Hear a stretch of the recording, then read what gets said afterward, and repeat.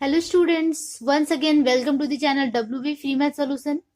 Okay, we were continuing chapter 4 coordinate geometry which is the distance formula. दूरी निर्धारित सूत्र था इसमें और उसी के अकॉर्डिंग हम सारे क्वेश्चंस को सॉल्व कर रहे थे और हमने क्वेश्चन नंबर 9 तक सॉल्व कर लिया था। तो आज की इस वीडियो में मैं 10 से स्टार्ट करने वाली हूँ। तो वीडियो को बिना स्किप किए अच्छे से जरूर देखिए क्योंकि ये आपके लिए बहुत ज्यादा बेनिफिटेड है। ईच एंड एवरी क्वेश्चन का सोल्यूशन आपको यहाँ पे प्रोवाइड कराया जा रहा है। चलो स्टार्ट करते हैं क्वेश्चन नंबर 10 से। ओके, क्वेश्चन नंबर 10 में देखिए क्या है। जीरो ओ है, सॉरी ये ओ 0,0 ए 4,3 बी 8,16 बिंदु समरेखीय है कि नहीं ये गणना करें। समरेखीय है कि नहीं ये गणना करें, इसका मतलब ये है, समरेखीय का मतलब ये है कि एक ही रेखा पर स्थित होना, एक ही लाइन पर स्थित होना, उसे हम समरेखीय कहते हैं। मतलब कि अगर इस तरह के कुछ पॉइंट्स होंगे, इस तरह कोई लाइन होगा तो यहाँ होगा, यहाँ होगा और यहाँ होगा, एक ही रेखा पर स्थित होंगे। ठीक है, इस तरह होगा। अगर इस लाइन पे तीनों कोऑर्डिनेट्स एक ही लाइन पे होगा तो उसे हम क्या कहते हैं कि समरेखीय या कोलिनियर पॉइंट्स। ओके, बुक में देखिए कि एक हिंट दिया हुआ है, एक संकेत दिया हुआ है कि एक्स अक्ष पर अभिष्ट 10 का है ये संकेत, ये दिया हुआ है कि O A plus A B is equal to O B होने पे समरेखीय होंगे। तो इसके लिए हमें क्या करना होगा, इन दोनों को ऐड करने पे अगर ओ बी आता है तो वो बिंदु समरेखीय होंगे। तो एक छोटा सा ड्राइंग कर लेते हैं हम जिससे आपको अच्छे से क्लियर हो जाए। ओके, क्वेश्चन नंबर 10 है ये और ये मान लो इस तरह का है। ठीक है, ये क्या होता है, एक्स एक्सिस होता है, यहाँ ओ होता है, ये वाई एक्सिस होता है। ठीक है, इधर एक्स डैश होता है लेकिन उधर हमें जाना नहीं है यहाँ पे।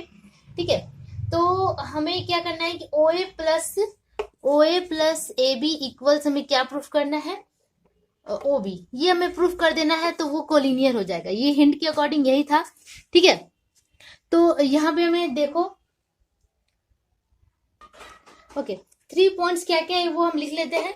ओ है कितना 0,0, उसके बाद क्या है ए है 4,3 एंड उसके बाद क्या है बी इक्वल्स कितना दिया हुआ है 8,6।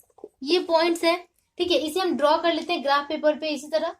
ठीक है, तो इस तरह हमने एक लाइन खींचा, ये इसी तरह का कुछ लाइन बनेगा।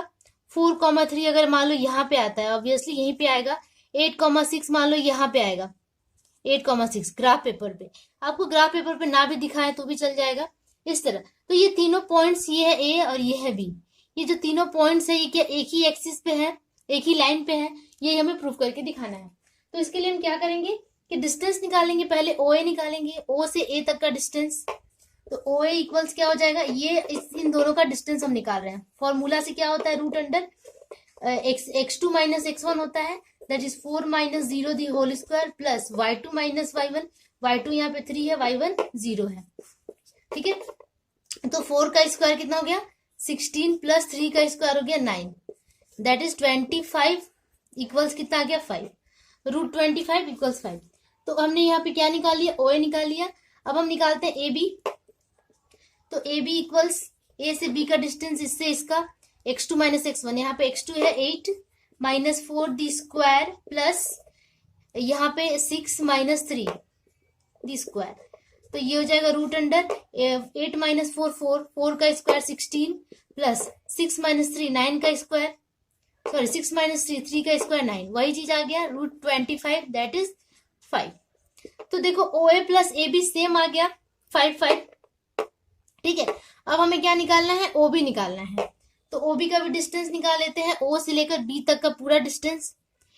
ये क्या है, ओ का पॉइंट है 0 और इसका क्या है 8,6। इन दोनों का डिस्टेंस निकालेंगे। Root under x2 minus x1 8 minus 0 the whole square plus 6 minus 0 the whole square. ठीक है, तो ये हो जाएगा कितना 8 का स्क्वायर माइनस 6 का स्क्वायर, सॉरी प्लस 6 का स्क्वायर। तो 8 का स्क्वायर कितना होता है, 8 का स्क्वायर हो जाता है 64 प्लस 36। इसका मतलब दोनों को ऐड करेंगे तो आ जाएगा रूट अंडर 100 दैट इज 10। अब देखो कि अब इन दोनों को ऐड करें, ओ A plus A B equals कितना हो गया 5 प्लस 5 इक्वल्स 10 आ गया। And also O B is equals to 10 that is O A plus A B equals O B. ये हमने यहाँ पे प्रूफ कर दिया और यही प्रूफ करने के लिए दिया गया था। And hence O A B are collinear. हम क्या लिखेंगे आगे? आगे हम ये लिखेंगे कि O A and B are collinear. Collinear, बस यही आपका आंसर हो गया। ओके, तो चलो अब इसी के साथ हम मूव करते हैं क्वेश्चन नंबर 11 पे। ओके, अब हम करेंगे क्वेश्चन नंबर 11। देखिए क्या है, दिखाएं कि दिस तीनों पॉइंट्स एक समबाहु त्रिभुज का शीर्ष बिंदु है। इस तरह का क्वेश्चन हम प्रीवियस कर चुके हैं कि समबाहु त्रिभुज का शीर्ष बिंदु है या फिर स्क्वायर का शीर्ष बिंदु है, वो कैसे निकालते हैं कि डिस्टेंस निकाल देते हैं। ठीक है, जैसे अगर ए बी सी सो माना तो A B plus B C plus C A निकालेंगे। अगर तीनों इक्वल आ जाता है तो मतलब लेंथ निकालना है हमें डिस्टेंस फॉर्मूला से। अगर लेंथ तीनों का इक्वल आ जाता है इसका मतलब वो समबाहु त्रिभुज या फिर इक्विलेटरल ट्रायंगल है। तो ये बहुत ही ईजी है, ये आप खुद कर सकते हैं क्वेश्चन नंबर 11। तो अब हम डायरेक्टली मूव करते हैं क्वेश्चन नंबर 12 पे। 12 पढ़ते हैं, क्या है, दिखाएं कि दिस एंड दिस पॉइंट्स को मिलाने पर एक समानांतर चतुर्भुज बनता है। मतलब कि यहाँ हमें क्या प्रूफ करना है कि इन पॉइंट्स को अगर हम मिलाते हैं तो डिस्टेंस के अकॉर्डिंग ये एक समानांतर चतुर्भुज बनाते हैं। तो चलो बिल्कुल सिमिलर है वैसा ही, बट फिर भी मैं 12th नंबर करके दिखाती हूँ। ओके, तो 12th नंबर में इस तरह दिया हुआ है वर्टिसेस। हमने यहाँ पे एक पैरेललोग्राम बना लिया, ए बी सी डी ऐसा सबका वर्टिसेस हमने यहाँ लिख दिया। लिखा है कि let the coordinates of A is this, B is this, C is D. तो जैसे प्रीवियस क्वेश्चंस में करते आए हैं, जैसे स्क्वायर का हमने किया था सेम वैसे ही करना है, हमें डिस्टेंस फॉर्मूला निकालना है। तो सबसे पहले हम क्या करेंगे, ए बी का डिस्टेंस निकालेंगे, फिर बी सी, फिर सी डी, फिर डी ए। उसके बाद हम डायगोनल भी निकालेंगे क्योंकि इसके जो डायगोनल्स होते हैं वो अनइक्वल होते हैं। तो यहाँ हमें ये दिखाना है कि डायगोनल्स आर नॉट इक्वल, ये भी हमें यहाँ पे दिखाना होगा। ओके, तो चलो अभी ए बी का डिस्टेंस निकालते हैं। ए बी, ए से बी का डिस्टेंस निकालना है। तो मैं फटाफट करते जाऊंगी, बस आप देखते जाना। -7, अच्छा ए बी का डिस्टेंस निकालना था ना, तो यहाँ पे हो जाएगा आपका, या x1 x2 है और ये y1 y2 है। ठीक है, x1 y1 है और ये x2 y2 है। तो x2 माइनस x1 19 और माइनस -7 प्लस 7 हो गया the whole square, plus 8 minus 2 the whole square. ठीक है, ये हो गया। तो अब इसको ऐड करेंगे तो कितना आ जाएगा, 26। मैं यहाँ कर देती हूँ, 26 का स्क्वायर प्लस 8 माइनस 2 कितना हो जाता है, 6 का स्क्वायर। दोनों का स्क्वायरिंग करेंगे तो आ जाएगा 676 प्लस 36। ठीक है, अब इन दोनों को ऐड करेंगे तो आ जाएगा √712 इतना आ गया। इतना यूनिट आप मान सकते हैं। तो ए बी का डिस्टेंस आ गया। अब हम निकालेंगे बी सी। तो बी सी भी वही x2 minus x1 same formula है। तो बी और सी का डिस्टेंस निकालना है। x2 क्या है यहाँ पे 15 है, तो 15 माइनस x1 है 19 दी होल स्क्वायर, प्लस यहाँ है y2 -6 माइनस 8 दी होल स्क्वायर। ठीक है, तो माइनस का स्क्वायर प्लस हो जाता है, तो इसको प्लस की तरह ट्रीट करेंगे। यहाँ पे 19 माइनस 15 कितना हो जाता है, 4। तो 4 का स्क्वायर, और यहाँ पे माइनस अगर कॉमन ले लेते हैं और इसका स्क्वायरिंग कर देते तो प्लस हो जाता है। और 8 प्लस 6 कितना हो गया, 14 का स्क्वायर, सॉरी यहाँ प्लस होगा। तो 4 का स्क्वायर हो गया 16 और 14 का स्क्वायर हो जाता है आपका 196। स्क्वायर करके आप देख लेना।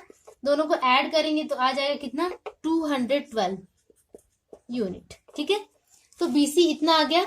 अब हमने बीसी निकाल लिया, अब सीडी निकालेंगे फटाफट। सीडी इक्वल्स CD, सी से डी का डिस्टेंस निकालते हैं। x2 यहाँ पे -11 माइनस 15 हो जाएगा the whole square, plus -12 minus 6। तो माइनस माइनस प्लस हो जाएगा क्योंकि पहले से माइनस था दी होल स्क्वायर। ठीक है, अब वही करेंगे काम।